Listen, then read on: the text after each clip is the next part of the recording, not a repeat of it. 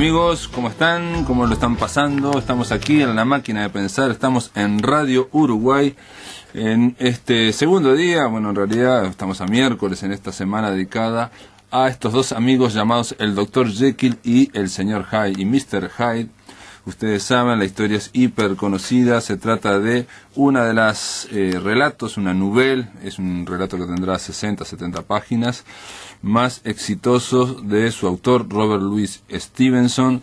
Se vendió por miles al año siguiente, o sea, salió en 1886 publicado, en el año siguiente, 1887, ya se hizo la primera adaptación a teatro, y a partir de ahí tuvo un éxito fulgurante en todas las disciplinas. Se dice acá que en el año 87 un actor, Richard Mansfield, lo estuvo interpretando durante 20 años hasta 1907, fue un éxito brutal, y lo que dicen también es que la mayor parte de las adaptaciones que ha conocido, las innúmeras adaptaciones que ha conocido el Dr. Jekyll y Mr. Hyde, tiene que ver básicamente con esa obra de teatro que, digamos, le daba una estructura dramática que el relato original no tiene.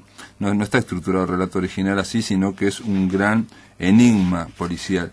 Quiero decirles, simplemente leerles una de las descripciones que hacen de Jekyll el doctor Lanyon, uno de los, el doctor amigo del doctor Jekyll, que el doctor Jekyll lo que planteaba era medicina trascendental, buscar con la ciencia, buscar el alma, cómo se parte el alma.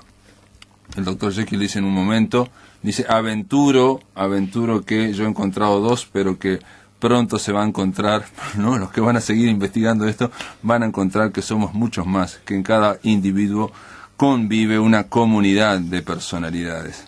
Casi nada lo de este hombre. Bueno, simplemente Lanyon, cuando habla de Jekyll, dice así: como ya he dicho, era pequeño. Me chocaron la repulsiva expresión de su rostro, la rara combinación de gran energía muscular con una aparente debilidad de constitución y, por último, pero no menos, la extraña perturbación subjetiva que su proximidad producía.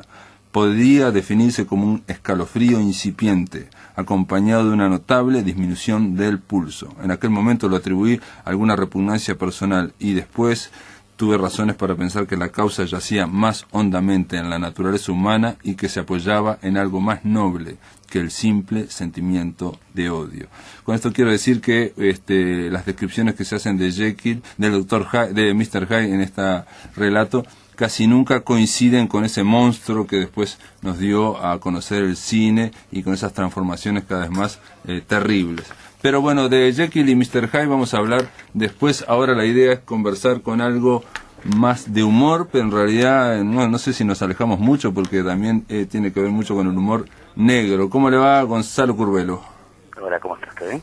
Bienvenido, Gonzalo Tusi Curbelo. Él es el autor de este libro, de esta nueva editorial, nueva para acá, ¿no? Porque desde el año pasado creo que ya está, que es Criatura Editora, es la gente de La Lupa, que tuvo a bien publicar este prontuario de comediantes. ¿Cómo fue la publicación de este libro? ¿Vos no lo pensabas como un libro? No, nunca estuvo pensado en como un libro. Fue una sección inventada, bastante de apuro, cuando empezó a salir la diaria, digamos, base justo en un interés mío de ese momento. Y se fue acumulando, y en algún momento sabía que había gente que coleccionaba la sección esa.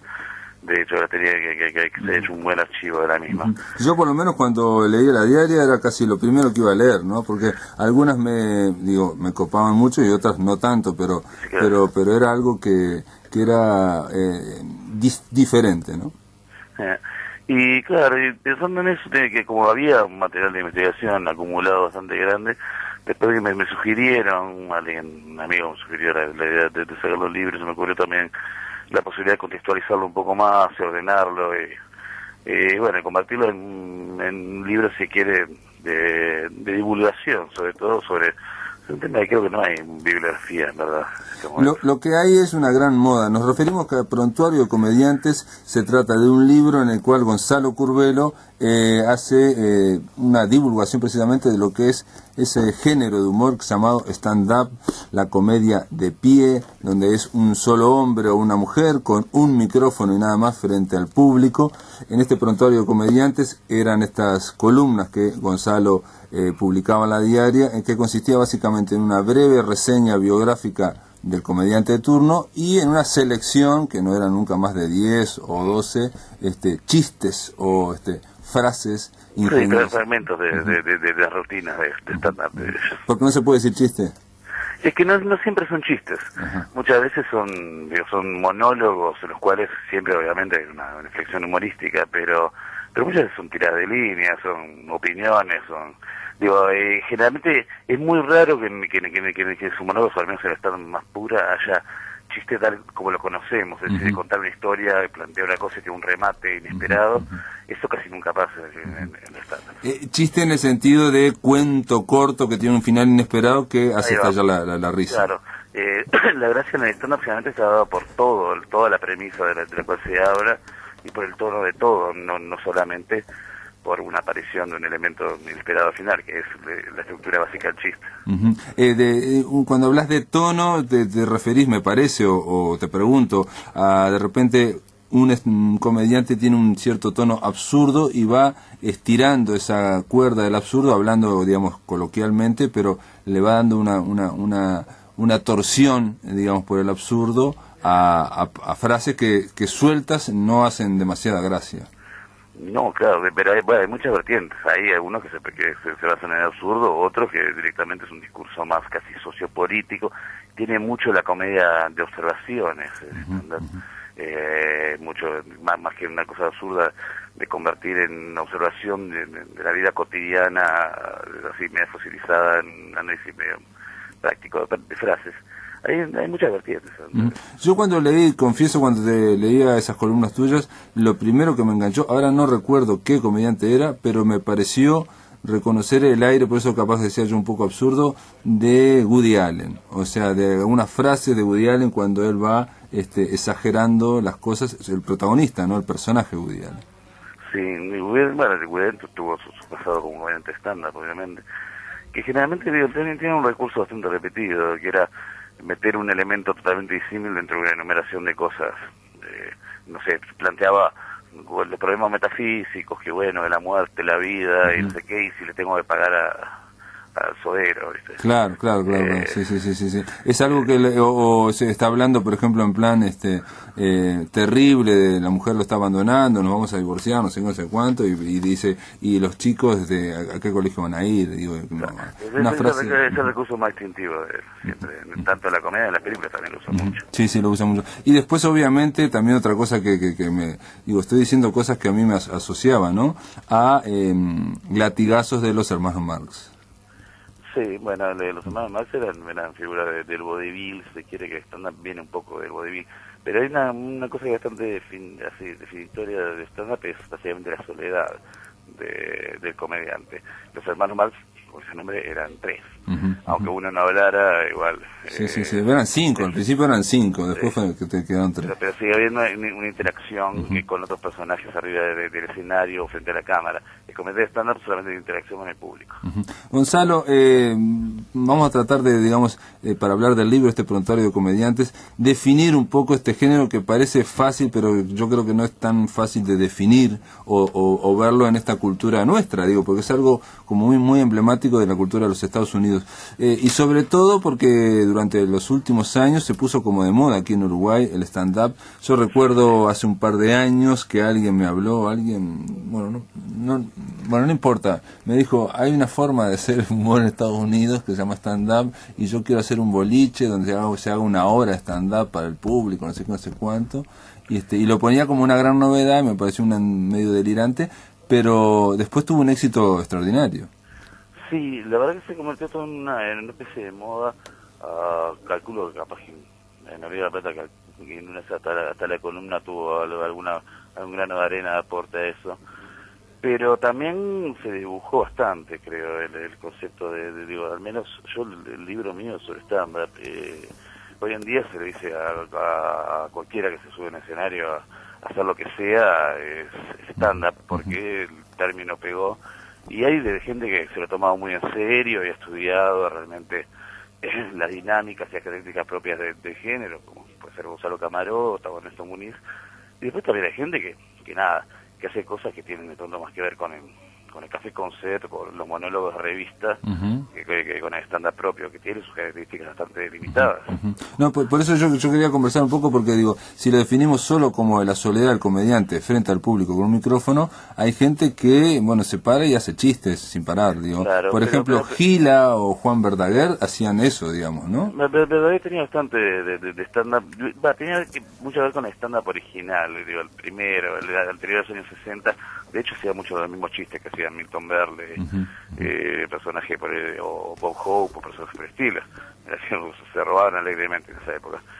Creo que en verdad el stand-up, como se define en los 60, digo, obviamente no hay una definición estricta, pero como más o menos se define en los 60, tiene como característica bueno, un poco lo que te decía antes, de separarse del concepto de chiste de remate, que es más bien un monólogo humorístico, y que también tiene una característica de ser como una persona que está hablando sobre sí misma, también al público, aparentemente siempre tiene que haber una sensación de espontaneidad también, de opinión propia, que no haya una diferencia mucho entre el personaje que está arriba del escenario y lo que uno se imagina es el personaje en la vida real.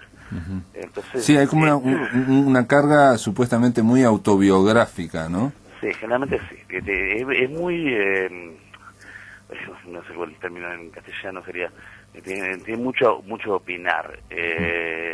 Básicamente tiene un componente muy sociopolítico generalmente también.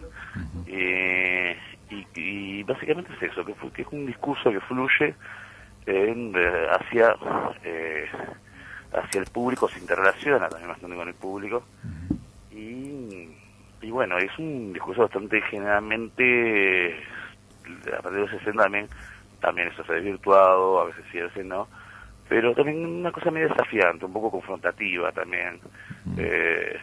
Agresiva, digamos, ¿no? Sí, muchas veces agresiva, muchas veces generalmente muy transgresora, y desprovisto de artilugios extras, de canciones, de vestuario, de nada. El estando es tipo frente a una pared de ladrillo sin micrófono, nada más. Claro. Pero, por ejemplo, eso que te dije yo, Gila, el español Gila, que estaba con un teléfono y hablando... Tenía ese gimmick, sí, como le dicen lo de ellos, que es como una especie de estilo, truco personal, que es el que hizo también Perciabal, de acá. Ajá. Sí, Perciabal, digo, con su abuela, con la mamá Cora, agarra un teléfono y hace eso, sí. Que también el primero que lo hizo, yo tengo noticia, es Bob Newhart, que es un comediante que aparece mencionado en el libro, pero no hay traducciones de él. No es exactamente estándar eso, porque justamente no se está dirigiendo al público. Está como hablando con un interlocutor ficticio. Puede funcionar de la misma forma, pero, digo, obviamente no hay fronteras de piedra entre... Sí. Es algo como que tiene que ver con... Si a mí me dijeran si Gila es stand-up, te dirían no es. Está más cerca de la Andresina ese stand-up que Gila. Claro, bueno, la Andresina sería un ejemplo de alguien que está conversando y no necesariamente se ríe. Así en el Río de la Plata y autóctono, yo lo más parecido conozco es la Andresina, que tampoco son chistes, son como narraciones y cuentos que aparentemente le pasaron a él. O incluso cuando escribe mucho la comunidad. Exacto. Sí.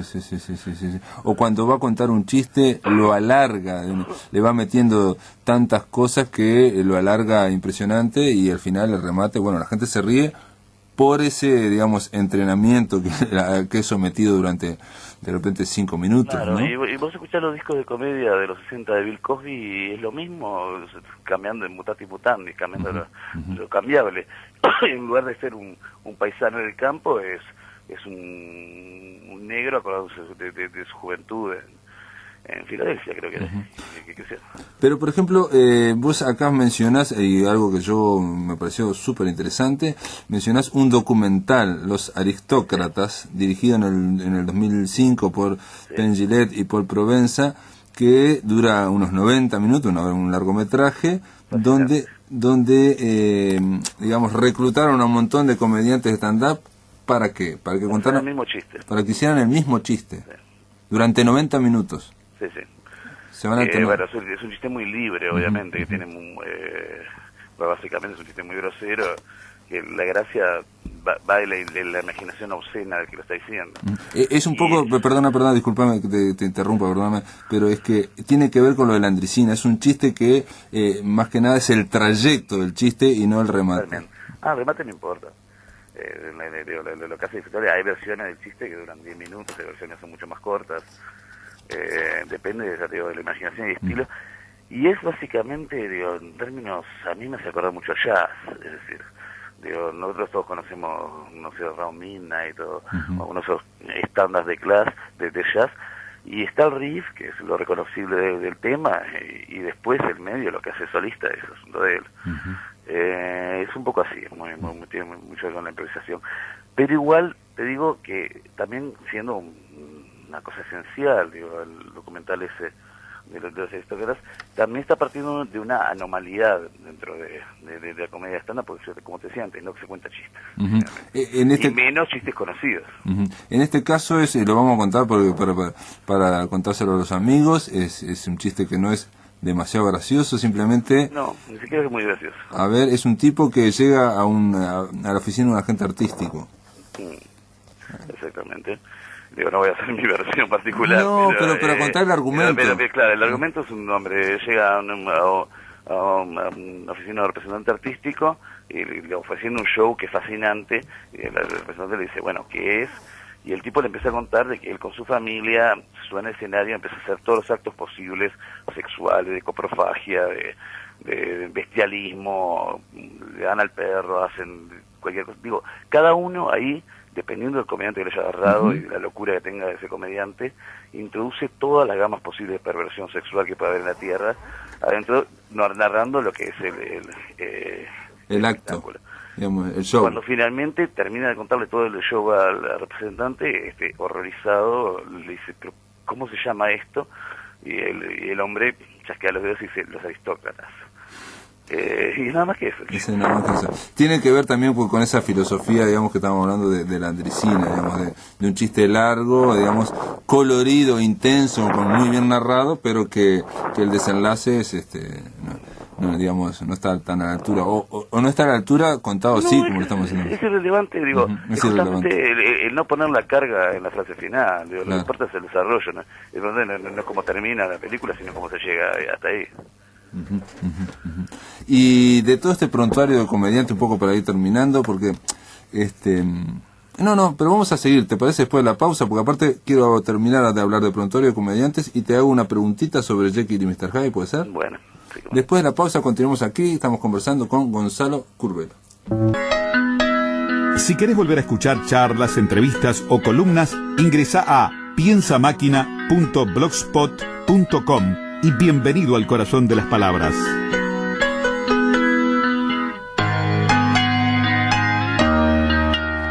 Seguimos acá en la máquina de pensar, estamos conversando con Gonzalo Tusi Curbelo sobre este libro Prontuario de Comediantes de Criatura Editora. Gonzalo, un poco para culminar el libro, se trata de prontuarios precisamente, de fichas que tienen más o menos en torno a cada uno de los comediantes. ¿Hay alguno en especial que a vos te interese? Hay varios. Es una afinidad que tengo. Me interesó el tema, como me interesado otros temas a lo largo de mi vida y carrera. No soy una persona llegada al mundo de stand-up, ni siquiera local tampoco, pero creo que hay gente que escribía muy bien y que eran muy grandes artistas. Los más grandes, básicamente, los más conocidos, como suele suceder en muchos de los géneros, son los mejores. Richard Pryor, que es muy difícil de traducir al papel porque el espectáculo era muy visual, era un hombre muy expresivo, me parece un tipo brillante. Y bueno, George Carlin, sobre todo, que creo que es mi opinión es el más grande de todos. Claro. Que es un tipo que ha tenido monólogos que son o declaraciones políticas realmente fascinantes, o inclusive muchas veces guardando la filosofía pura y la poesía pura. Era un hombre espectacular. Pero hay muchos hombres. Hay gente que no me gusta nada también en el libro, obviamente. pero como es una visión genérica de toda cosa, incluía a todo el mundo, me parece importante. Ahí digo, uno tiene de la imagen de algunos de ellos por lo que hizo en el cine. Por ejemplo, yo, Richard Pryor, Sí. no lo consideraba no lo considero porque en el cine para mí no rindió demasiado. O Bob Hope también, por ejemplo, que uno tenía una imagen más deformada por lo que lo ha visto durante tanto tiempo. Incluso Bob Hope yo te diría que todavía era más notable como cantante que como comediante. Era un gran cantante de jazz, Bob Hope. Aún así escribió esto: crecí con 6 hermanos, así aprendí a bailar, esperando el baño. Sí, no sé si lo habrá escrito él, te voy a decir, porque hay una de las cosas, los comediantes modernos hacen es como una cosa muy ética el escribir el propio material. En el caso de los de mitad del siglo pasado para atrás, esa obligación no se sentía tanto. Entonces, muchos de ellos trabajaban con chistes conocidos, con material de otros. Yo igual lo incluí según lo hubiera encontrado material de ellos haciéndolo. Muy bien, y Gustavo Gonzalo, impresionante, está dando bien, ¿no? No, tiene que ver con el Dr. Jekyll y Mr. Hyde, por eso capaz que se me atravesó el Hyde. ¿Cómo lo ves a este relato, a estas adaptaciones? Es un relato de 60-70 páginas, ayer hablaba con Rodolfo Santulo, que es increíble todo lo que ha generado y lo que ha generado de derivaciones, de secuelas, de nuevas reinterpretaciones, que sorprende que en 60 páginas pueda ocurrir eso, ¿no? Y bueno, es una historia muy arquetípica. Yo, sabes que sinceramente no recuerdo, porque es una de esas cosas de las que sé que me aproximé hace muchos años. No recuerdo exactamente si leí realmente el relato original de Stevenson o alguna adaptación, porque también hay 1000 versiones similares. Sí. Pero bueno, pero eso obviamente es una historia muy fuerte y que aparte por unos años nomás se adelantó a lo freudiano.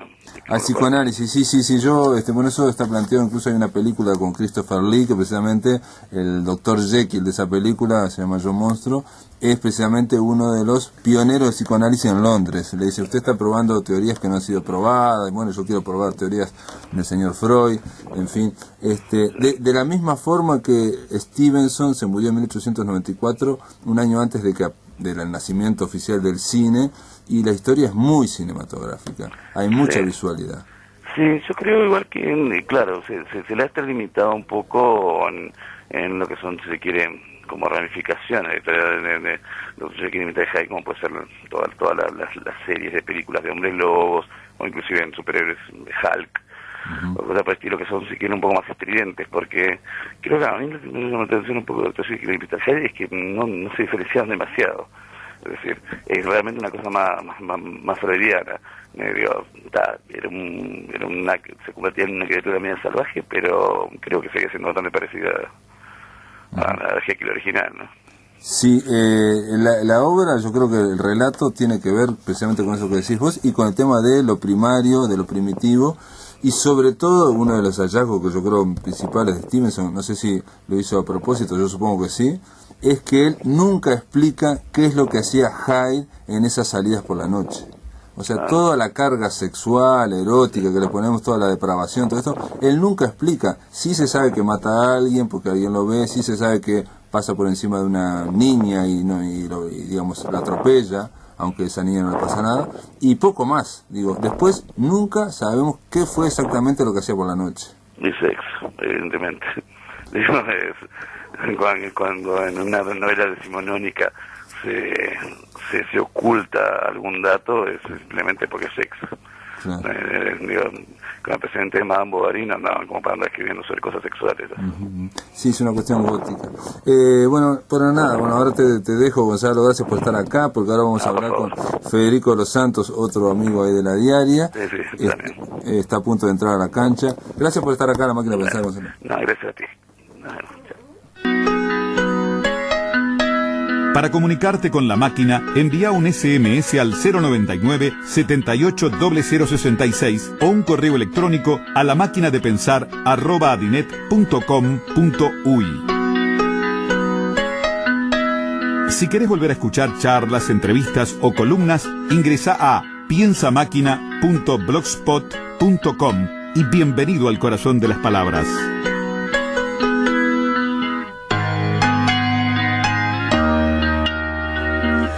Bueno amigos, en este tercer bloque de La Máquina de Pensar le doy la bienvenida al periodista cultural, ¿cómo le va? Federico Los Santos. Buenas noches, ¿cómo andás?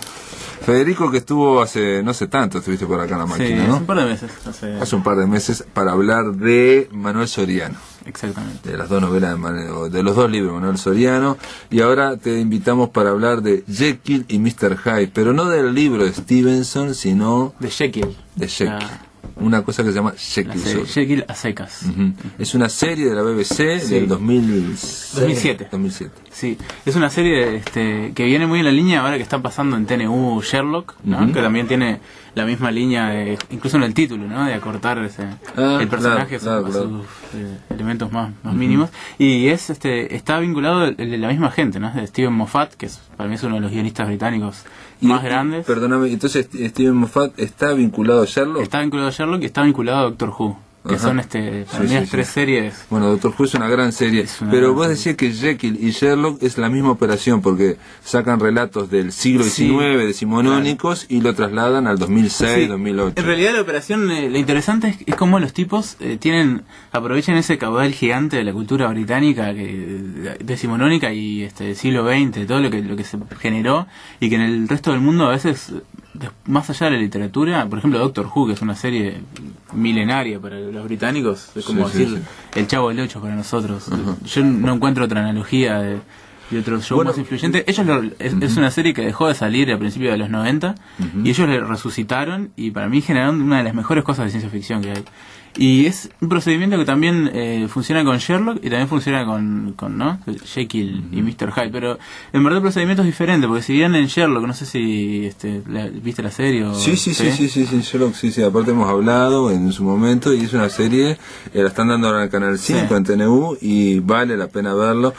Hubo algunos sherlockianos que me dijeron, no me gustó, pero digo, el primer, no puedes definir toda la serie, hay que tener un poco de paciencia, porque en el primer capítulo, el primer episodio, yo creo que hay mucha información y hay demasiada cosa. Ellos después se tranquilizaron un poco y uno después se acostumbra otro poco y realmente es Sherlock Holmes. Sí. Bueno, y son dos series de Steven Moffat, que tiene a Steven Moffat en el timón y a mí me parece que hizo las cosas muy bien.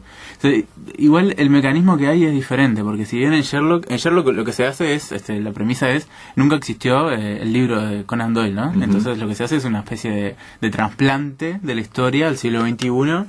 Y la parte más entretenida es ver a Sherlock con un celular para mí y dialogar con las tecnologías. Comienza, digamos, ya lo vieron, el primer episodio de Sherlock, que está buscando apartamento y tiene que alquilar a medias y con el joven Watson se encuentran. Y bueno, o sea, la idea de que están viviendo ahora en el Londres del 2009, 2000. Y en 221B Baker Street, ¿no? O sea, hay varios guiños a la serie de Doyle. Y lo que pasa en Jekyll es exactamente lo opuesto. Jekyll se ubica en un mundo que es como el nuestro, donde el libro de Stevenson existió actualmente, ¿no? Entonces, ahí se genera otra cosa. Estamos ubicados en el año 2007. Ahí tenemos un señor, ¿cómo se llama? Tom Jackman. Tom Jackman. Jackman se llama. Es el actor James Newsby, que para mí es un genio y sobre todo es un gran actor que supo desarrollar eso de dos personajes, ¿no? Que es como una... Bueno, a los actores les encanta Jekyll y Mr. Hyde porque permiten hacer dos actuaciones en una y aparte, sobre todo, ser muy expresionista. Digo, la tradición. Este tipo cambia eso, cambia la tradición de Jekyll y Hyde, donde se transformaban y donde se ponían encorvados y se hacían una cuestión totalmente angulosa. Acá lo hace minimalista al mínimo. Incluso es hasta se diría una persona más sofisticada, ¿no? Hyde que Mr. Jekyll, ¿no? Jekyll, en verdad en ningún momento se le llama Hyde ni Jekyll, ¿no? Pero yo si tuviera que explicarlo a los amigos que nos escuchan, en el caso de Jekyll, la transformación, que me parece interesante la transformación es de un tipo en otro tipo que voy a ser el hermano gemelo. Claro, exactamente. Es el mismo persona. Con diferencias además que son mínimas. Un poco de pelo menos cano, los ojos en vez de claros son negros. Y peinado a la gomina, por ejemplo. Es decir, el malo está peinado a la gomina. Una cosa más seductora, ¿no?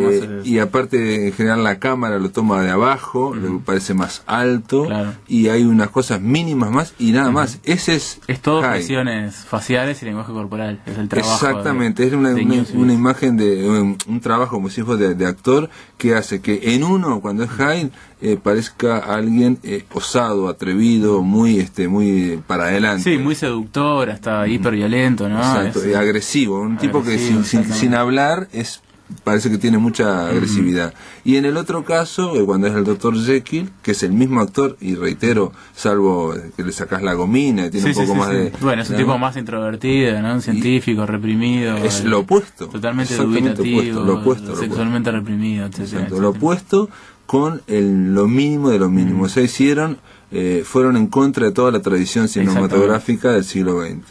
Claro. Y una de las cosas más interesantes es cómo la serie, bueno, ya desde el título nos refiere, ¿no? a la obra de Stevenson, pero es interesante ver, claro, uno una vez que quedan claro que estamos en el mismo universo que el nuestro, digamos, que existe la novela, uno empieza a decir, bueno, entonces, ¿qué es lo que está pasando, no? Este personaje, entonces, es Jekyll, no es Jekyll. Y bueno, no sé cuánto querés que revelemos sobre la trama. No, pero vamos a contar algo, vamos a contar de la trama. Yo te digo la verdad, tuve una experiencia no muy buena con esa serie. ¿Con la serie? O sea, a mí me gustó, pero me impresionó demasiado. Sí. Entonces vi el primer episodio y dije, no, esto es de terror. Y es increciendo, además. Me parece de terror, es decir, me pareció casi una película de terror. Tenía mucho que ver incluso con... Alguien plantea que, yo creo que no, pero con algunas películas de Clive Barker, ¿no? En el sentido que ahí está apostando al terror y casi no humor, no hay muy poco humor. Después va variando un poco la serie, empieza a haber un poco más de humor. Es una serie que también aprovecha eso que tiene que ver con Lost, ¿no? Yéndonos al grado más extremo de naufragar entre los géneros, ¿no? Claro. Al principio empieza con una cosa más de terror psicológico, estamos hablando de un tipo que tiene doble personalidad, se levanta por la mañana y encuentra todo un panorama funesto de lo que hizo el día anterior y no después, recuerda nada. Claro, no recuerda nada, pero después se va hay pequeñas divergencias hacia, por ejemplo, la ciencia ficción, hay...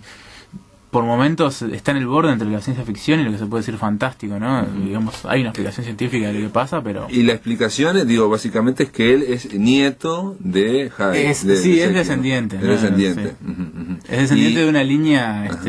Pero no por línea paterna, por eso se llama Jackman, sino que es por línea materna. Por línea materna, y además una línea... genética, ¿no? Acá vemos la parte más científica de la serie, en la que cada uno de los descendientes de Dr. Jekyll tienen capacidades de transformación, ¿no? O sea, es como una especie de maldición cercana, no sé, al hombre lobo, una cosa de ese estilo. Incluso los hijos tiene hijos gemelos, ¿no? Y que se llaman Harry y Edward, como Henry Jekyll y como Edward Hyde, ¿no? Y que en un momento se revela que tienen la capacidad de intercambiar sus mentes en los cuerpos, los dos gemelos.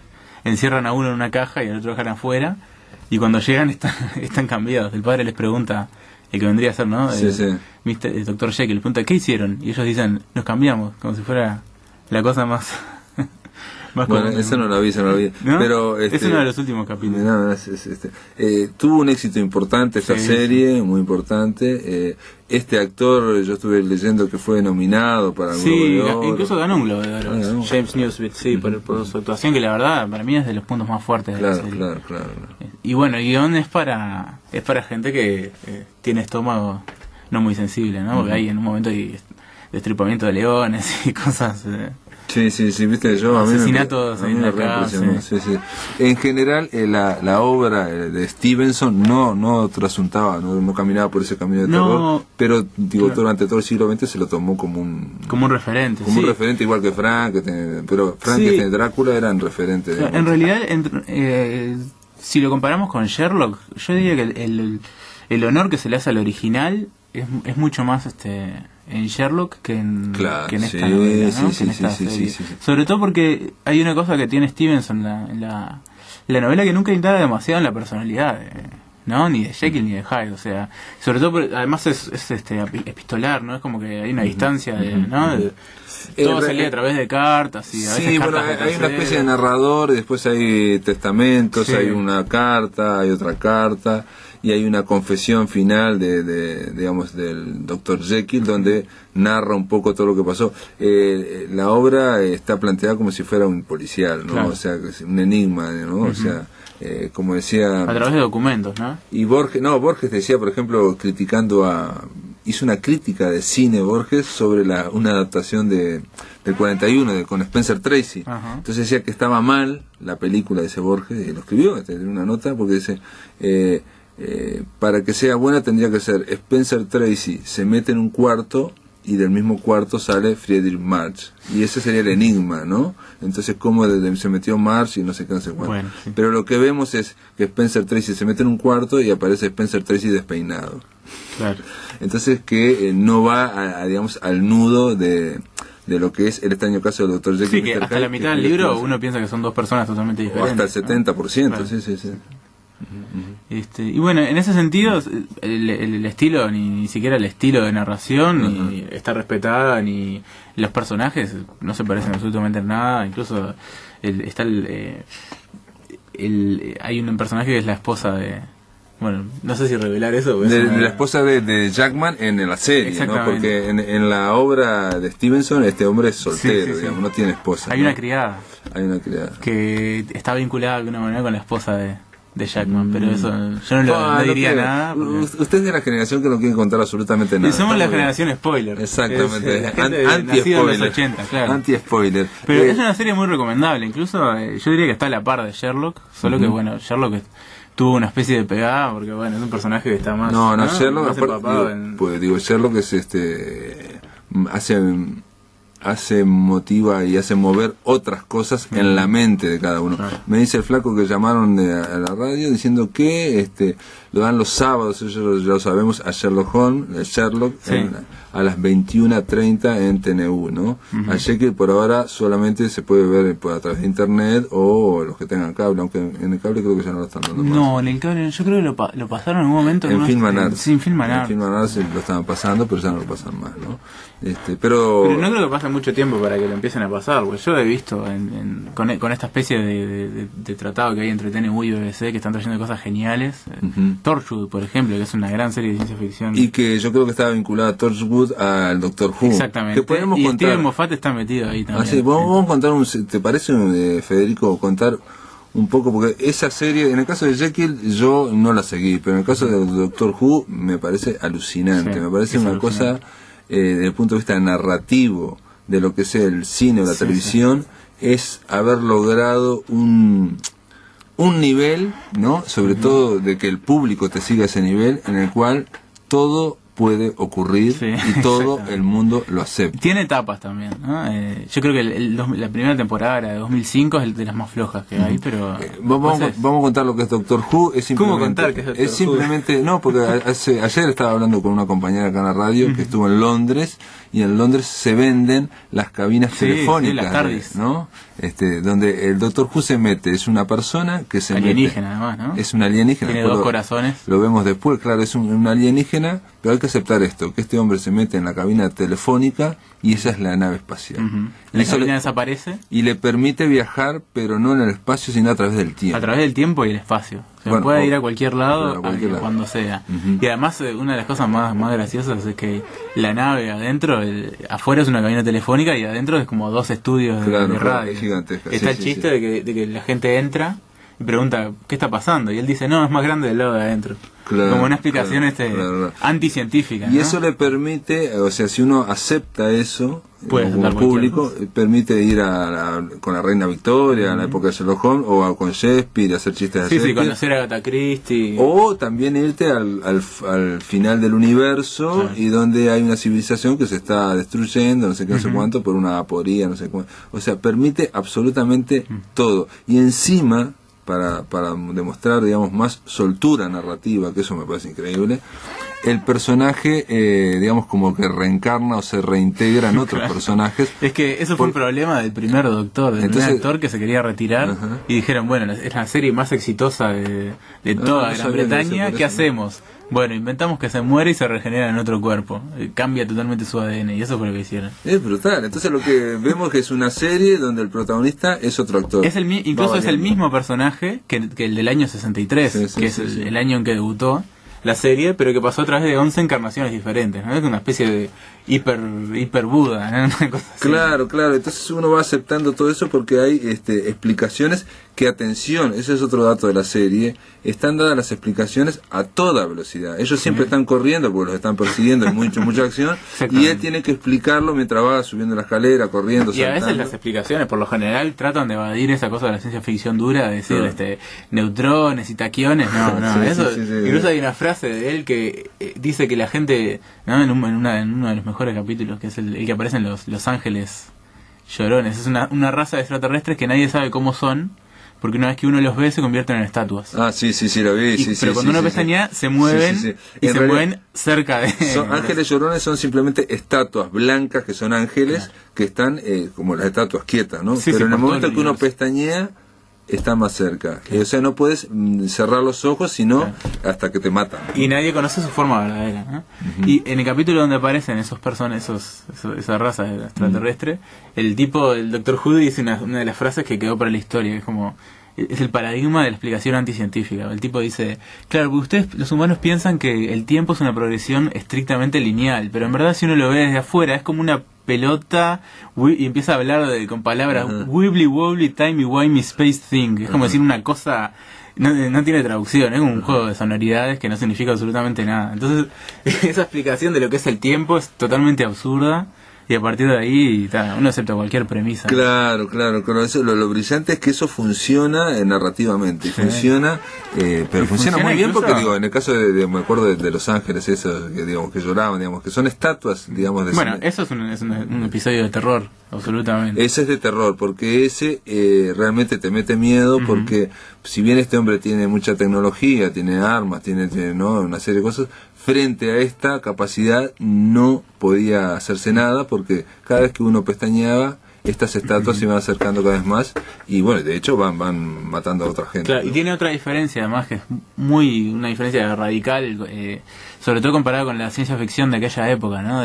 Si estamos hablando de 50, 60, de Flash Gordon, etcétera, es que es un tipo que no pelea, no es pacifista, él corre, se escapa o trata de negociar o de convencer. En realidad no tiene armas. Sí, en realidad te explican que es el último de su especie, lo cual lo hace muy solitario, va atravesando una cosa que no me gustaba de la serie, es que como él va viajando en el tiempo, tiene siempre una compañera, una amiga, no sé qué, no sé cuánto, y cuando uno se entusiasma con esa amiga, a la temporada siguiente o la matan o la cambian, se enamora y se terminó y viene otra, o sea, pero todo, eso está interesante todo igual, porque es maleable, ¿no? Es maleable. A mí me gusta. Y lo que yo te quería decir era que este tipo siempre está huyendo, ¿no? A través del tiempo, porque es perseguido por unos señores que no sé. Es el único sobreviviente de una guerra cósmica que destruyó dos razas enteras, ¿no? La suya y la de los Daleks. Los Daleks son una especie de aspiradoras que dentro de la serie son la peor criatura del universo, la más terrorífica, pero uno lo ve, son aspiradoras vivientes. Sí.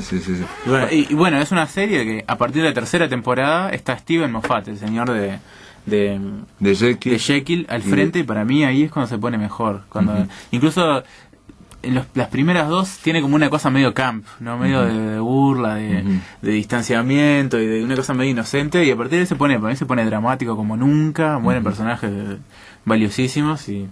Sí, eso te pega. Esa, la de Los Ángeles Llorones, ya estaba ¿no? Porque... es el primer capítulo que escribe Steven Moffat en la serie, y a partir de ahí se quedó. Está muy bien. Bueno, digo, Jekyll ya está hecha la recomendación, Sherlock la están dando en TNU los sábados, vale la pena, es un ejercicio de neurona brutal. Y Doctor Who por ahora no, pero hacemos para que... Y Doctor Who, digo, ya estuvo Torchwood, capaz que en algún momento alguien de TNU la trae a Doctor Who, esa sí yo creo que va a alucinar a la gente, porque realmente es algo muy interesante, ¿no? Me parece, es gracioso. No sé el público uruguayo que tanto lo pueda digerir. Lo que sí cuesta aceptar esas premisas. Eso es lo que cuesta. Una vez de eso ya está. Muy bien, Federico Los Santos, gracias por estar acá en La Máquina de Pensar. Amigos, se termina el programa, nos pasamos la hora. Mañana vamos a recibir a Rafael Courtois para hablar de su último libro, Santa Poesía, en Yagurú. Es un libro en torno a la poesía. Y vamos a hablar también con Marcelo Rolandi sobre las adaptaciones. En concreto vamos a hablar sobre la película de 1931, esa película considerada la mejor adaptación al Dr. Jekyll y a Mr. Hyde. Esto es todo, hasta mañana, amigos.